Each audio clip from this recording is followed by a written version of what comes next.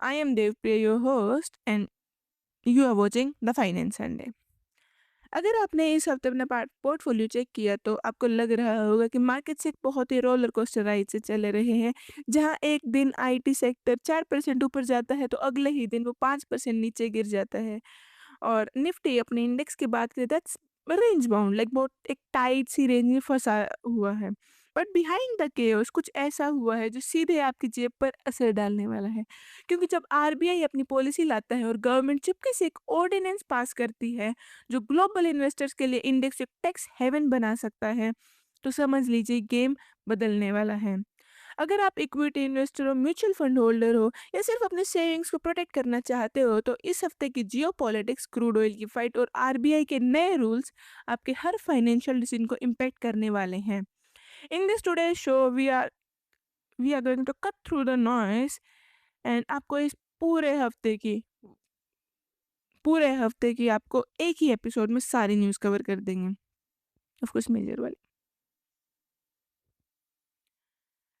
सबसे पहले बात करते हैं उस एक्सटर्नल फैक्टर की जो रुकने का नाम ही नहीं ले रहे, like that's so irritating but at the same time बहुत इम्पोर्टेंट भी है। इंडियन मार्केट्स का जो ब्लड प्रेशर बढ़ा रखा है, that's West Asia conflict. US और ईरान के बीच चल रहे तानातानी अब एक नया मोड़ ले चुकी है। दोनों साइड्स ने स्ट्रेट ऑफ हॉर्मुज के पास सीज फायर रिविजन्स के ड्राफ्ट एक्सचेंज किए, पर कोई क्लियर ब्रेक थ्रू नहीं मिला है। उल्टा ट्यूसडे को ईरान ने सडन अनाउंसमेंट कर दी कि वो पीस नेगोशिएशंस को होल्ड कर रहा है। इसके बाद फ्रेश रिपोर्ट्स आई कि ईरानियन मिसाइल्स लॉन्चेस और यूएस के रिटेलिएटरी स्ट्राइक्स ने आग में घी का काम किया है। तो यहाँ समझने वाली बात यही है कि जब मिडल ईस्ट में पटाखा फूटा है, सबसे पहले धुआं इंडियन मार्केट्स में दिखता है। क्यों? क्योंकि इंडियन अपनी ज़रूरत का बहुत बहुत बड़ा हिस्सा क्रूड ऑयल इंपोर्ट करते हैं। Every single time crude swings हमारा करंट अकाउंट डेफिसिट हिल जाता है। इस हफ्ते मार्केट्स ऊपर खुलने की कोशिश कर रहे थे, पर ग्लोबल जियोपॉलिटिक्स की वजह से हर बार हफ्ते की शुरुआत घंटों में गैप डाउन ओपनिंग देखने को मिली। This is classic example of global macro shifting local sentiment.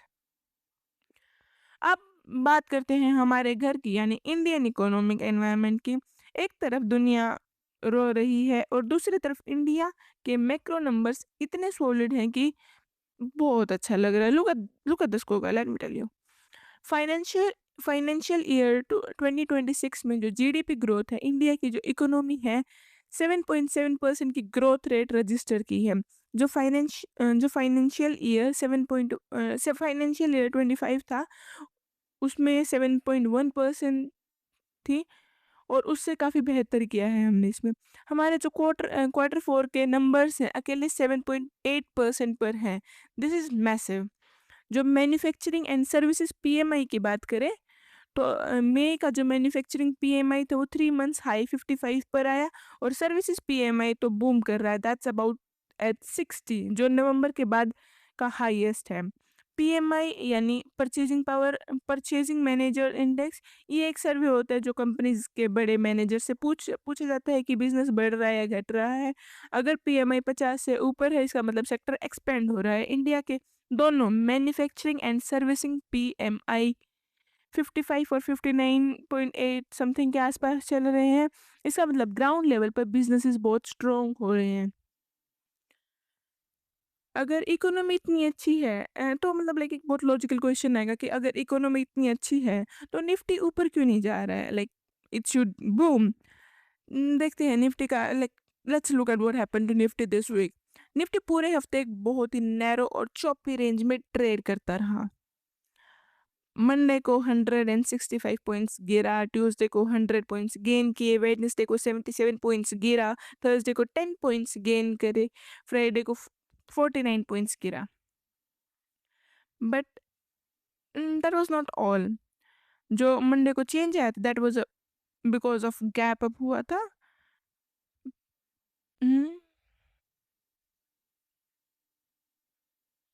Net to net पूरे हफ्ते में निफ्टी सिर्फ 180 पॉइंट्स यानी 0.7% गिरा है।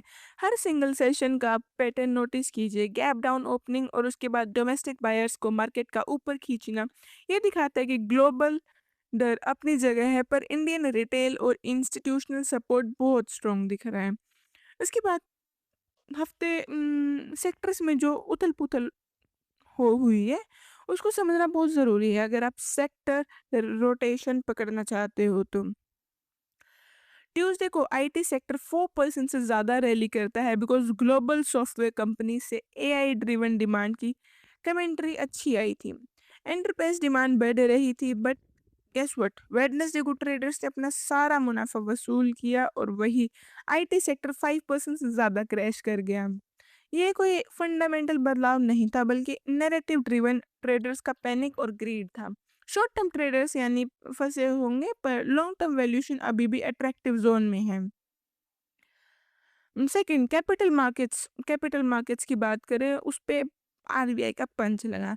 फ्राइडे को आरबीआई ने क्लियर कर दिया कि प्रोप्राइटरी ट्रेडिंग लोन्स पर 100% कोलेटरल बैकिंग रूल 1 जुलाई से लाइव हो जाएगा, कोई एक्सटेंशन नहीं मिलेगा। इस न्यूज़ के आते ही कैपिटल मार्केट इकोसिस्टम के स्टॉक्स जैसे बीएसई लिमिटेड 5% से ज़्यादा टूट गए। ब्रोकरेज और ट्रेडिंग प्लेटफॉर्म्स पर शॉर्ट टर्म मार्जिन प्रेशर दिख सकता है। उसके बाद ड्रोन एंड डिफेंस की बात करें, वो स्काई हाई रैलीज देखी हैं। थर्सडे को एक रिपोर्ट आई कि इंडिया अपना अब तक का सबसे बड़ा मिलिट्री ड्रोन प्रोक्योरमेंट प्लान कर रहा है, वर्थ ओवर $2 बिलियन। बूम, जेन टेक्नोलॉजीज और आइडिया फोर्स जैसी डोमेस्टिक ड्रोन स्टॉक्स में जोरदार तेजी देखने को मिली है। ऑटो सेक्टर की बात करें, that's unstoppable demand, consumer demand solid है। मारुति सुजुकी ने मई में अपनी highest ever monthly sales post की, nearly 2.43 lakh vehicles. Tata Motors का कमर्शियल व्हीकल की सेल्स भी 17% ईयर ऑन ईयर बढ़ रही हैं, विच इज़ नाइस। तो थोड़ी सी अब नज़र अगर कमोडिटीज़ और ग्लोबल सेटअप पर डालें, तो जो क्रूड ऑयल है, that's again very highly dependent on US Iran war, and वो स्टेबल नहीं थी, तो जो क्रूड ऑयल के प्राइसेस थे, डब्ल्यूटीआई एंड ब्रेंट प्राइसेस थे, they were volatile, too volatile actually. Monday को $94 था, फिर वेडनेसडे को मिसाइल स्ट्राइक की खबर पर 95 के आसपास था, एंड थर्सडे को सीज फायर ऑप्टिमिज्म पर 3% गिरकर 92-93 रेंज में आ गया था। But the good news is कि अब इसने इफ़ेक्ट करना बहुत कम कर दिया है, because now we agree that या मतलब इनका सॉल्यूशन तो निकलना है, they are just about playing with us, that's it. जो ग्लोबल शिफ्ट की बात करें, एआई बूम एक बड़ा ट्रेंड नोटिस कीजिए। हाँ, this is very interesting. South Korea और ताइवान ने मार्केट कैप में इंडिया को ओवरटेक कर लिया है। Now India sits at 7th position. क्यों? Because of the insane global AI semiconductor boom. South Korea ने के एक्सपोर्ट्स मई में 53% बढ़े, जिसमें सेमीकंडक्टर एक्सपोर्ट अकेले 169% बढ़ा। निविडिया ने अपना नया RTX spark PC chip unveil किया है, जो दिखाता है कि एआई का क्रेज अभी रुकने वाला नहीं है। तो जितने भी फाइनेंशियल इंस्टीट्यूशंस हैं, they are pouring money into AI infrastructure, and इसी की वजह से साउथ कोरिया एंड ताइवान, जिसमें जो मेजर जिनके जो मेजर इंडेक्स हैं, जिसमें मेजर चंक ऑफ पोर्शन, जैसे TSMC जो ताइवान की सेमीकंडक्टर मैन्युफैक्चरिंग कंपनी है, that holds a very major chunk in the index, so वो हमें क्रॉस करके चले गए। बट जो इंडिया है, दैट्स एक तो वो इन्वेस्ट नहीं कर रहा है फिलहाल एआई इंफ्रास्ट्रक्चर में, प्लस जो हमारा इंडेक्स है, दैट्स वेरी डाइवर्सिफाइड, तो हमें कोई भी एक इकलौता ऐसा स्टॉक नहीं होगा जो हमें हाई रैंकिंग पे ले जाए। अब वक्त है हफ्ते की। Now let's talk about the top headlines of this week, जो हर स्मार्ट इन्वेस्टर को पता होनी चाहिए, which will impact of course in the future and that has impacted this week. सबसे पहले जीएसटी कलेक्शंस की बात करते हैं। Make a gross GST collection was ₹1.94 lakh crore. हालांकि ये अप्रैल के रिकॉर्ड 2.42 लाख करोड़ से कम है, पर ईयरली बेसिस पर ये 3.2% ऊपर है, जो टैक्स बायंसी दिखाता है। उसके बाद बात करें सेमीकंडक्टर डील की, जो 3.3 billion semiconductor deal. Odisha government ने इंटेल और 3D ग्लास सॉल्यूशंस के साथ एक बड़ा एग्रीमेंट साइन किया है भुवनेश्वर रीजन में semiconductor substrate manufacturing plant setup करने के लिए। इंडिया का हाईटेक मैन्युफैक्चरिंग में ये बहुत बड़ा बेट है, it could be nice.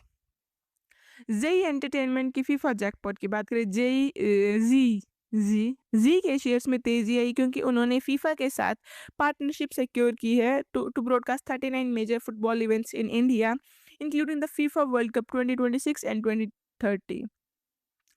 Hindustan Coca Cola IPO की बात करें, जो कोका कोला कंपनी इंडिया में अपनी बोटलिंग आर्म का आईपीओ लाने की तैयारी कर रही है जिसका टारगेट 2027 लिस्टिंग है। रॉथस्टाइल चाइल्ड एंड कॉरपोरेशंस का को एडवाइजर अपॉइंट किया गया है। Keep this on radar, it could be a big IPO. उसके बाद बात करते हैं सेबी की। सेबी नहीं, मतलब सेबी ने जाकर किसी एक अच्छी कंपनी पे फ्रॉड एलिगेशंस लगाए हैं।